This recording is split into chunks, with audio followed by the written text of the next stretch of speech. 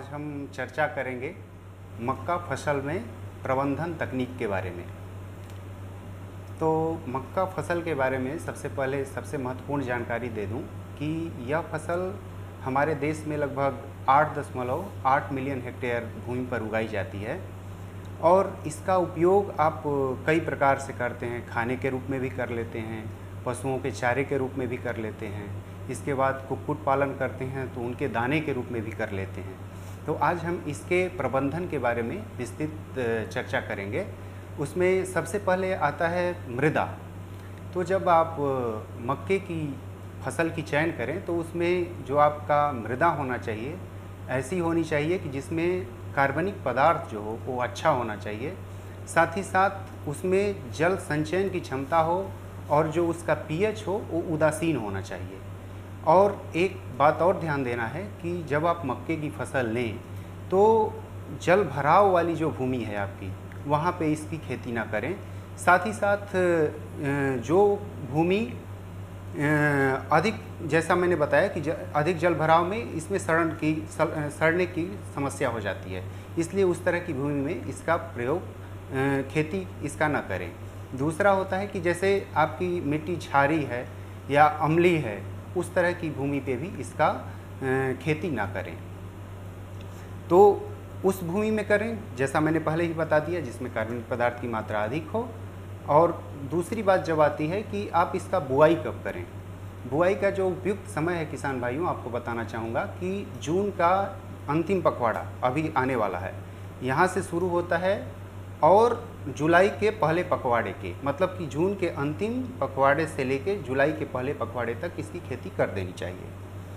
और बीज दर की भी बात आती है, तो बीज दर जो होना चाहिए मक्के में वो अलग अलग मक्के की प्रजाति में अलग अलग बीज दर लगता है। जैसे सामान्य मक्का यदि आप ले रहे हैं या क्वालिटी प्रोटीन मक्का ले रहे हैं तो उसमें इसका जो बीज दर होता है वो 20 किलोग्राम प्रति हेक्टेयर होता है। जो दूरी होती है पंक्ति से पंक्ति के बीच में वो 60 सेंटीमीटर होती है और जो पौध से पौध की दूरी होती है वो 20 सेंटीमीटर होती है। लेकिन यदि हाइब्रिड मक्का आप यूज कर रहे हैं, ये तो कंपोजिट मक्का हुआ या क्वालिटी प्रोटीन मक्का हुआ, हाइब्रिड लेते हैं तो वहाँ पे सीड का जो रेट है, जो बीज दर है वो बढ़ जाता है, वो 25 किलोग्राम हो जाता है। फिर आप यदि स्वीट कॉर्न ले रहे हैं तो उसमें जो बीज दर होती है वो है 8 किलोग्राम प्रति हेक्टेयर और जो दूरी होती है पंक्ति से पंक्ति के बीच में वो 75 सेंटीमीटर और जो पौध से पौध की दूरी होती है वो होती है 30 सेंटीमीटर। तीसरा एक प्रकार है बेबी कॉर्न। यदि आप इसकी खेती करते हैं तो इसमें जो बीज दर होता है वो 25 किलोग्राम प्रति हेक्टेयर होता है। पंक्ति से पंक्ति की दूरी 60 सेंटीमीटर और पौध से पौध की दूरी होती है वो 25 सेंटीमीटर होती है। बीज बोने से पहले एक बात और किसान भाइयों को बताना चाहूँगा कि शोधन जरूर कर लें उसका।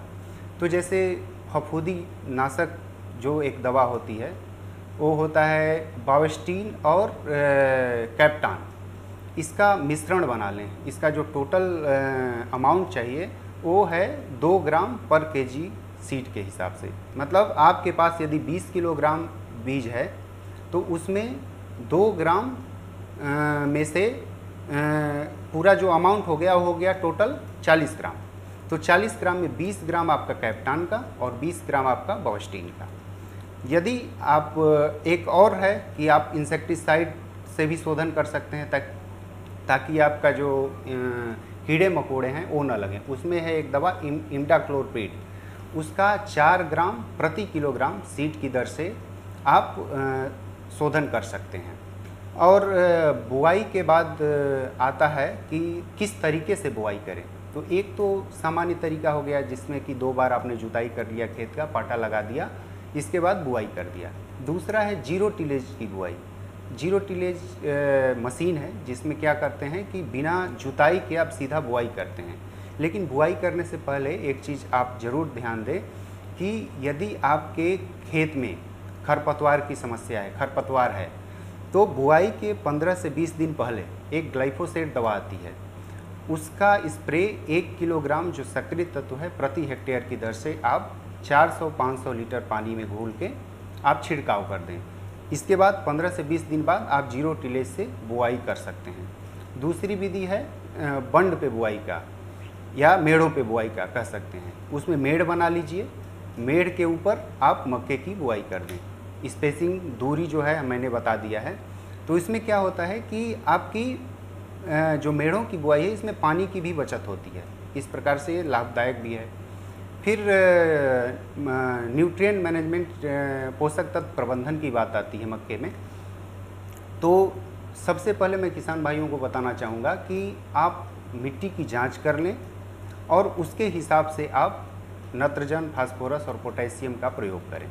लेकिन आप यदि ऐसा नहीं किए हैं तो हमारा एक सामान्य रिकमेंडेशन होता है, वो है कि 150 किलोग्राम नाइट्रोजन, 70 किलोग्राम फास्फोरस और 70 किलोग्राम पोटास, साथ ही साथ जिंक सल्फेट 25 किलोग्राम प्रति हेक्टेयर की दर से आप अप्लाई कर सकते हैं, दे सकते हैं। लेकिन जो नाइट्रोजन का प्रयोग करें उसका 20% भाग ही जब आप बेसल दें, जब शुरुआत में बुआई के पहले आप देना है तो उसका 20% भाग ही दें और पूरा जो भाग फास्फोरस, पोटेशियम और जिंक सल्फेट का एक साथ दें। बचा हुआ 25% भाग जब आपके मक्के में 4 पंक्तियां बन जाएं, पत्तियां बन जाएं तब दें। जो बचा हुआ 30% भाग है जब 8 पत्तियां बन जाए तब दें। और जो 20% बचा अगला भाग है उसमें जब आपके टेसल ऊपर के जो फूल आ जाएं तब दें। और जो अगला 5% बच गया वो जब दाना भरने लगे तब दें। फिर बात आती है सिंचाई की। तो किसान भाइयों, सिंचाई के लिए जो मक्के में जो संवेदनशील अवस्था है जिस पे देना बहुत ही ज़रूरी होता है, एक तो होता है कि जब पौधा छोटा हो, यंग हो, 20 से 25 दिन बाद ज़रूर आप सिंचाई करें। इसके बाद जब उसमें जब आपका मक्का घुटने के हाइट का हो जाए तब सिंचाई ज़रूर दें। इसके बाद जब उसमें दाना भरने लगे तब सिंचाई दें। तो ये सिंचाई की जो अवस्था है इस पे पानी देना बहुत ही ज़रूरी होता है। फिर इसके बाद हमारा जो मक्के में मुख्य समस्या होता है जैसे कीड़े मकोड़ों का होता है, तो उसमें सबसे जो एक कीड़ा लगता है वो लगता है स्टेम बोरर, जिसको बोलते हैं कि तना छेदक। तो क्या करता है कि जब आपका मक्के का अंकुरण हो गया उसके 20 से 25 दिन बाद वो अंडा उसके मक्के के पत्तियों के पीछे दे देता है। इसके बाद उसका जब लार्वा बनता है तो पत्तियों को खाने लगता है। इसके बाद जो तना होता है उसको भी खाने लगता है। तो इसके कंट्रोल के लिए हमारे पास कई दवाएं हैं जिसका प्रयोग कर सकते हैं। उनमें से है एक 410G, मतलब ग्रेनुल होता है, इसका आप अप्लाई कर सकते हैं, या कार्बेरिल 4G एक दवा आती है उसका अप्लाई कर सकते हैं। इसको देने का तरीका ये है कि 50 किलोग्राम आप बालू ले लें और उसमें इस दवा को मिक्स कर दें, कोई एक दवा जो मैंने बताया, और इसके बाद उसका छिड़काव कर दें। या एक दवा डाइमेथोएट आता है, इसको आप स्प्रे कर सकते हैं 660 मिलीलीटर प्रति हेक्टेयर की दर से 400 से 500 लीटर पानी में घोल के। फिर टर्माइट और सूट फ्लाई की भी समस्या आती है, तो उसके लिए सीड शोधन, जैसा कि मैंने पहले बताया कि बवस्टीन और कैप्टान के मिश्रण से आप सीड का जो बीज का शोधन कर लें तो इससे निजात पाया जा सकता है। तो इसके बाद एक चीज़ और मैं बताना चाहूँगा कि जो आप प्रजातियों का चयन करें किसान भाई मक्के की खेती में, खासकर जब अभी खरीफ का मौसम है, तो जो प्रजातियों का चयन करें उसका ध्यान ज़रूर दें, क्योंकि हर मक्के के लिए अलग अलग प्रजातियाँ हैं। जैसे आपको क्वालिटी प्रोटीन मेज लेना है तो उसके लिए प्रजाति है शक्तिमान 1 हो गया, शक्तिमान 2 हो गया, शक्तिमान 3 हो गया, या फिर आपका HQPM 1 हो गया। या जैसे चारे के लिए आप ले रहे हैं, चारे के लिए उसमें जो बीज दर होता है वो अधिक होता है, जैसे मैंने बताया उसमें 50 किलोग्राम प्रति हेक्टेयर की दर से बीज दर लगता है, और जो दूरी होती है पंक्ति से पंक्ति के बीच में वो 30 सेंटीमीटर और पौध से पौध के बीच में होती है वो 10 सेंटीमीटर होती है। तो यदि आप चारे के लिए फसल ले रहे हैं मक्के की, तो उसमें आपको एक बहुत अच्छी वैरायटी है अफ्रीकन टाल करके, उसका आप प्रयोग कर सकते हैं। या जैसे आप सामान्य मक्का के लिए ले रहे हैं तो बहुत शीघ्र पकने वाली यदि मक्का की बात करें तो उसमें सबसे पहले नाम आता है विवेक 4 हो गया, विवेक 17 हो गया, विवेक 21 हो गया, या आपका प्रकाश हो गया।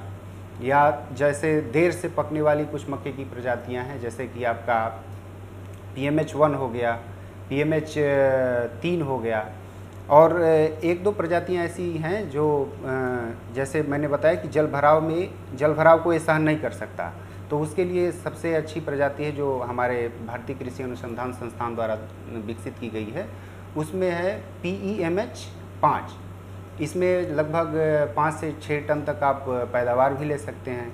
जल भराव की स्थिति को ये सहन कर सकती है।